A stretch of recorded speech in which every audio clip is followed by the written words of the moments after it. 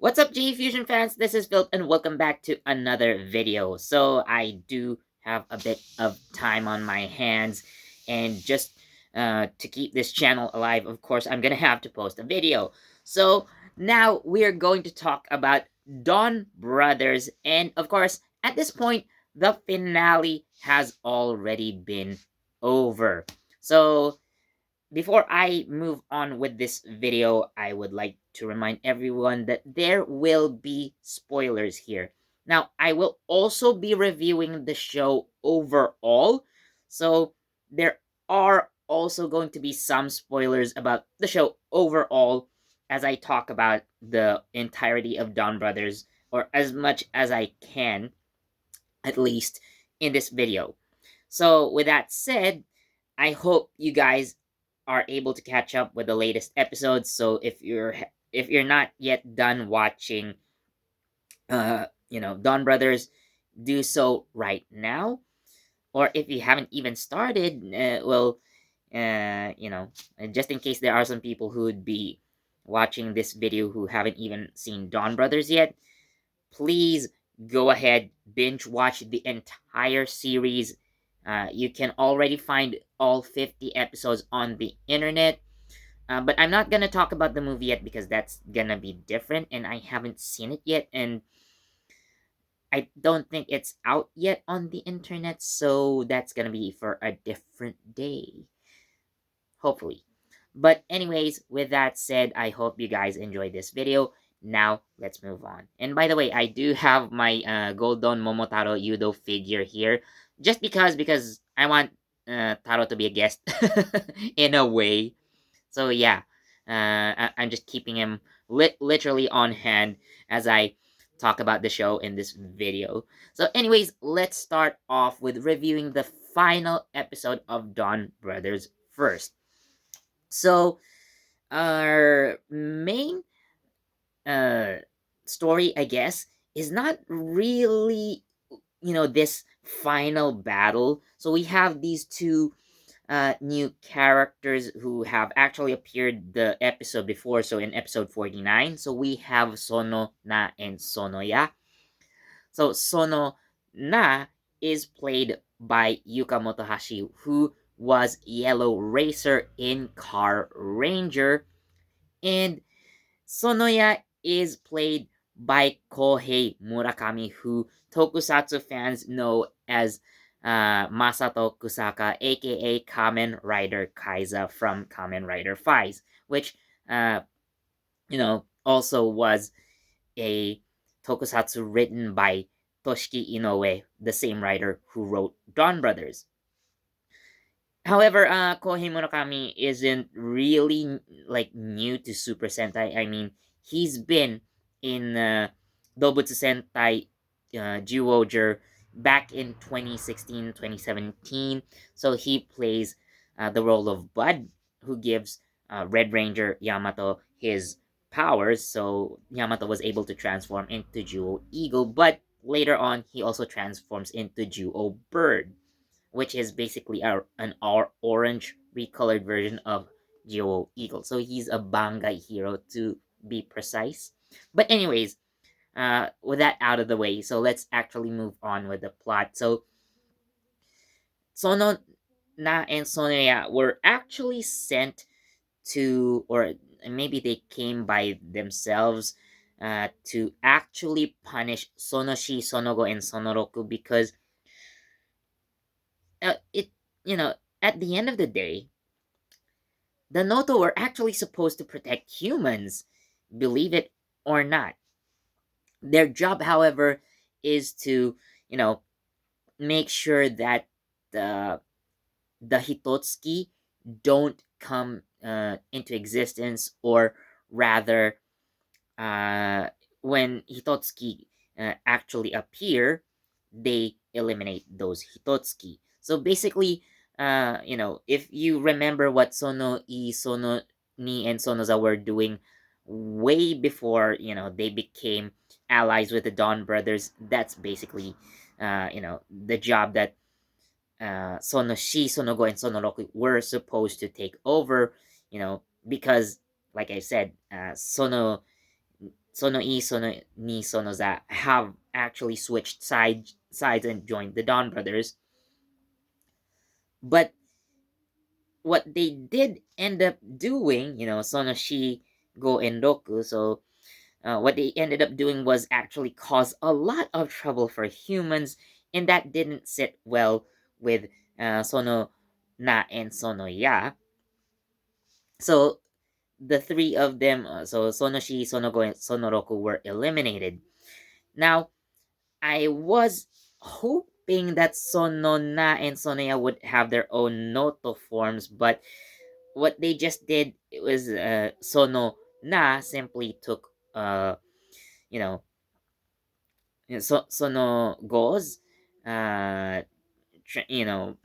Noto form or transformed form, and Sono Ya took Sonoroku's form.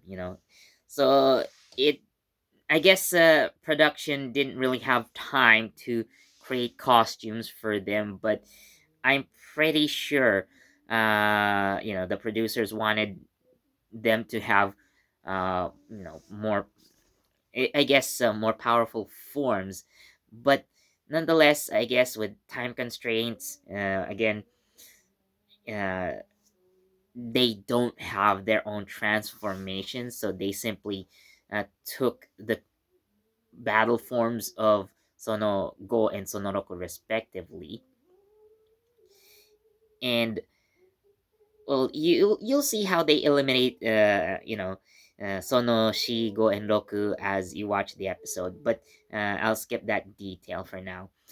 So, of course, they also would target, Sono I, Sono Ni, and Sono Za for, defecting and joining the Dawn Brothers. And of course, along the way, they'd most likely want to destroy the Dawn Brothers as well. So, this is where our final battle happens. And of course, as you would expect, the heroes save the day. Sono Na and Sonoya are destroyed and whatnot. But uh, the thing that's most noticeable in this final battle is that so Taro was basically missing. So for the past few episodes, you might notice some change in Taro's personality. So he's not he's calmed down so much. I think this started to happen after the events of, I think, episode 46.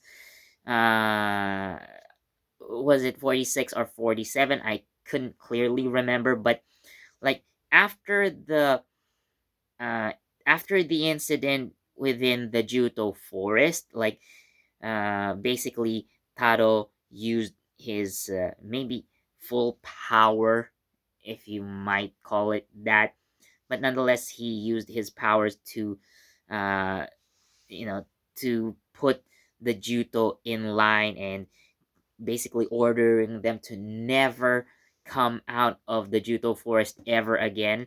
I think that was more of the starting point for when Taro changed personalities,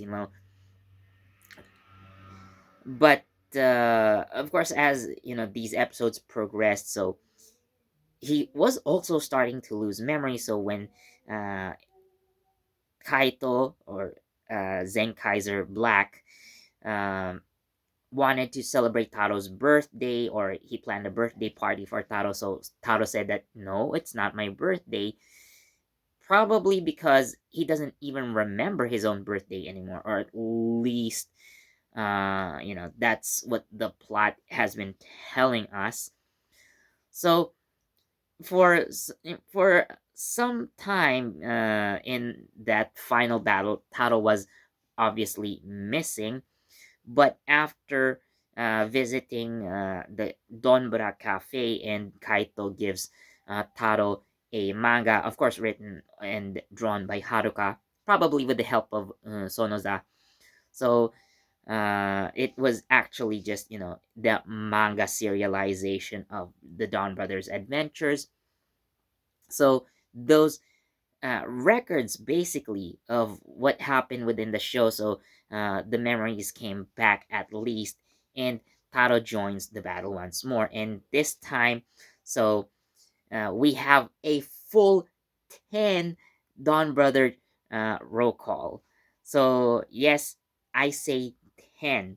So, you have the core 5 Dawn Brothers. Of course, you have Jiro. You have, actually, Jiro kind of has somewhat two roll calls, I guess, as Don Doragoku and Don Toravot. And then, of course, Sono, I, Ni, and Za. And for some reason, Don Monasame joins the team.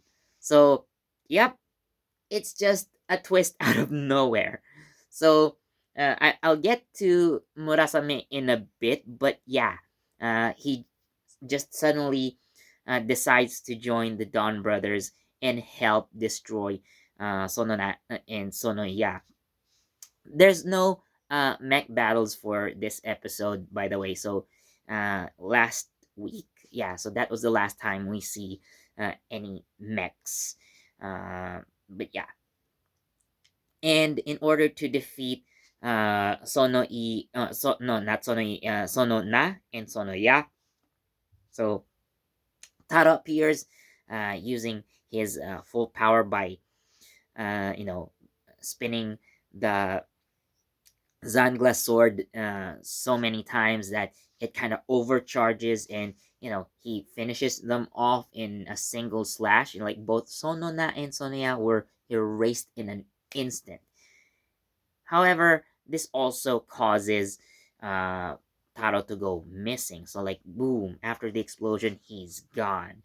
Like he's nowhere to be found. And after that, so the show, or skips, there's a bit of a time skip, after a few months.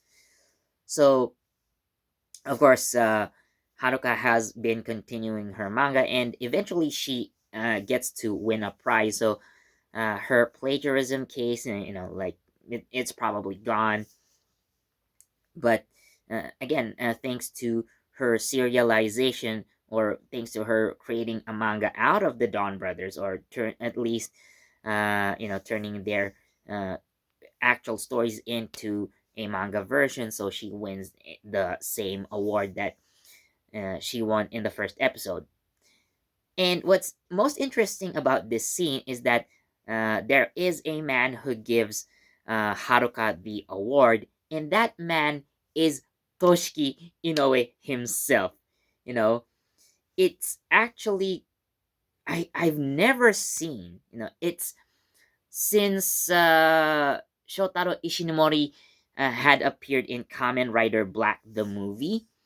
Like, it's been that long, for me at least, as far as I remember, that anyone who has been involved with the production of any Kamen Rider or Super Sentai show, or in the case of Kamen Rider Black, like a movies, like the director and main writer for the show actually appears on screen, kind of like how Stanley did in a lot of Marvel movies when he was still alive, of course.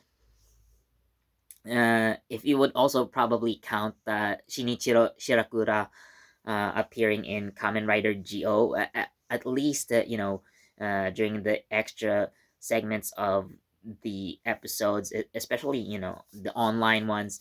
So yeah, it's very, very rare, if ever, that uh, people from the most important people from the production team, from the behind the scenes, actually show up on camera.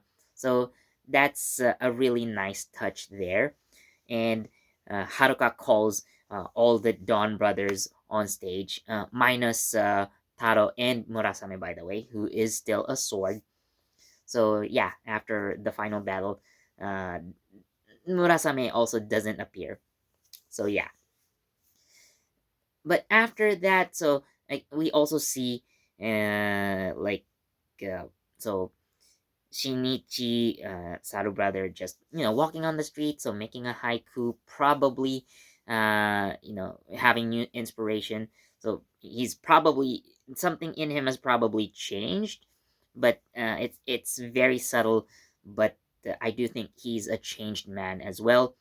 So uh, Tsuyoshi has been very serious about leaving town. So he uh, is planning to leave the apartment where he used to live in order to forget Miho. But the day that he actually that day he actually moves out of that apartment, like the movers have already taken the things, and Tsuyoshi was about to exit. So he finds Natsumi waiting outside, and she asks, may I continue dreaming with you? So yeah, at this point, she has completely left Tsubasa and went to Tsuyoshi instead. Speaking of Tsubasa, he is still a fugitive, probably as an after effect of using all those Kibi points in order to revive Sono ni, and they actually end up running away from the cops together. But actually, during the uh, you know award ceremony for Haruka. So both Tsubasa and Sono ni were there. So at least after some time, their cases have been cleared up. So they're acquitted. Like, you're not criminals anymore again. So it's not clear. It's never shown how it happened. But and just after some time, it just they're just back normal again. So yeah, uh Sonoi, I wasn't really sure what Sonoi was doing. I kind of forgot. Now Sonoza, on the other hand, is working with Haruka on her manga, and basically her editor in chief, personal editor in chief. So yeah, at least he's found success in that regard. So now going back to Don Murasame, like again, it was out of nowhere, right? So this is one of the mysteries that remained unsolved until the end of the TV series. So we never knew who Mother was. So that the being who created the Don Murasame, right? We do know that he was created as a means to destroy the Juto. So yeah, he kind of had his will. So as his character continues to grow in small ways, so he learns to have a will to live, and mother fully supports him, I guess. So he just, maybe that's why he just suddenly breaks free, because he was actually used by Sono Ya to destroy Sonoshi. So yeah, Don Murasame, where did he come from? Where did he go? Nobody knows. Karanai Joe. So yeah, now speaking of mysteries that remained unsolved until the end, is Kaito himself, Zen Kaiser Black. Now, we never know how he changed, or if this is a different Kaito from the one in Zen Kaiser. Again, this also remains a mystery and is still up for speculation. There has been news, however, of uh, a V Cinema spinoff where probably we'll get some answers tying up these loose ends, hopefully, because like why do the Hitotsuki turn into monsters that are based on other Super Sentai teams? And if you notice, uh, there are a lot of Sentai gears that were never shown, even though we basically seen almost all Hitotsuki. So why, like, why are there no more Sentai gears, and we no longer see, you know, the Dawn Brothers transform into other heroes? I think the last time I actually see someone uh transforming into another Sentai hero was Tsubasa when he used Ninja Black in tandem with Murasame. So I forgot which episode it was, but like around episode 40, like somewhere between episodes 40 and 43. So before he uh, before his identity was revealed to the Dawn brothers. So yeah, that was the last time anyone had used Sentai gear to transform into another Sentai hero. So yeah, those are still some of the biggest mysteries that uh, you know, still plague this show. But nonetheless, so again, everyone in some sort of fashion gets their happy ending. I'm not sure if Tsubasa is. I'm definitely kind of sus about Tsubasa, really, if that's what you call a happy ending. But definitely for Sono Ni, it's her happy ending. The fact that she is running away with Tsubasa is a happy ending enough for her. So yeah, uh, I just wish I remember what Sono E rather was doing. Maybe running his own Oden shop, probably. That's that's how I remember. Jiro? Actually, I did not remember seeing Jiro either. Like, what kind of life would he be leading? Uh, well, technically, he is now the leader of the Dawn Brothers. Without Taro, and basically, Taro has this memory reset, and then the show ends by having uh, Haruka shown. So this is actually where she's having an online conversation with Sonoza, talking about their uh, manga project. So there's a delivery. Haruka opens the door, and it's Taro. Of course, he doesn't remember her, but like, we've made a bond. Like, Inga dekita na. So his line. So that's actually how the show begins and how it ends. So at least you know we still have a focus on Haruka, who was you know, for all intents and purposes, the actual main character of the show. So again, I am looking forward to that. V Cinema. To get at least some of those answers that I think needed to be answered. But now let's move into the series review overall.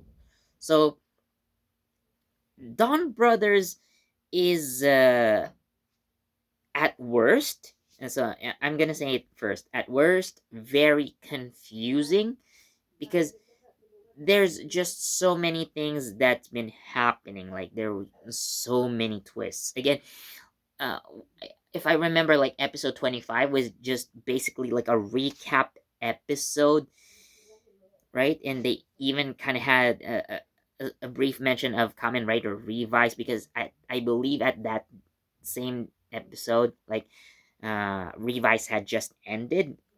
So, like, even at that point, which for me, I thought, especially at the beginning, was the most boring episode ever, at least during the run of Dawn Brothers. But like, they ended in such a punchline that, I ended up like laughing on the floor, because I was sitting on the floor. So yeah, I was laughing on the floor. And Again, it still turned out to be very fun. But that's actually one of the charms of Dawn Brothers. It is fun. Now, I did say it was confusing, but I think, you know, I'll dare say that if you are watching Dawn Brothers, or if you are, uh, someone who hasn't even seen the show yet, or maybe you were so confused that you probably dropped Dawn Brothers along the way, like this is so confusing, like I'm out. Like, I think if you're watching Dawn Brothers, my advice is, or if if you're gonna recommend Dawn Brothers to anyone who might be interested, here's what I think I have to say. Let go of your expectations, watch Dawn Brothers as it is, and just enjoy the ride. You know, Dawn Brothers is one of those shows that says, it's not the destination, it's the journey itself, if that makes any sense. So, like I've said, it's confusing. There's so many things happening. You know, you never know what's gonna happen next, and I think that's a good thing. And it came to Dawn Brothers because uh, I think that's what the show was meant to be. Something that you never know what's gonna happen next. Let go of that need to control what's gonna happen, and just you know take that experience. So, if I'm gonna give the finale episode a score, I would say well, it's a 3.5 actually. Like again, there's so uh the action itself, like the final battle, is not really that special. Like there's not much at stake for me, as far as I'm concerned. Like the whole world isn't in danger, you know but uh it was still a final battle. At least you could say there's a final battle, and somehow all the characters have their conclusions, although not completely. Again, like I've said, there are still loose ends that need to be tied up. That's why we probably are getting V Cinema. So, giving Dawn Brothers an overall score, like all the episodes, it's a 4 out of 5. Again, it is very, very entertaining. It's fun. It's chaotic, and that's what it's supposed to be. Probably, the thing that only gives it a 4 out of 5 is, again, those loose ends that need to be answered. So, yeah, that's what I think about Dawn Brothers. So, what about you guys? What do you think? So, now that Dawn Brothers is finished, what do you think of the show overall? So let me know. Let me know down in the comments. So, thank you so much for watching. As always, please do leave a like, comment, share, subscribe, and don't forget that notification bell so you get the latest from JEFusion. This has been Philip, and I'll see you when Osama Sentai King Oger comes out. 縁ができたな。Bye.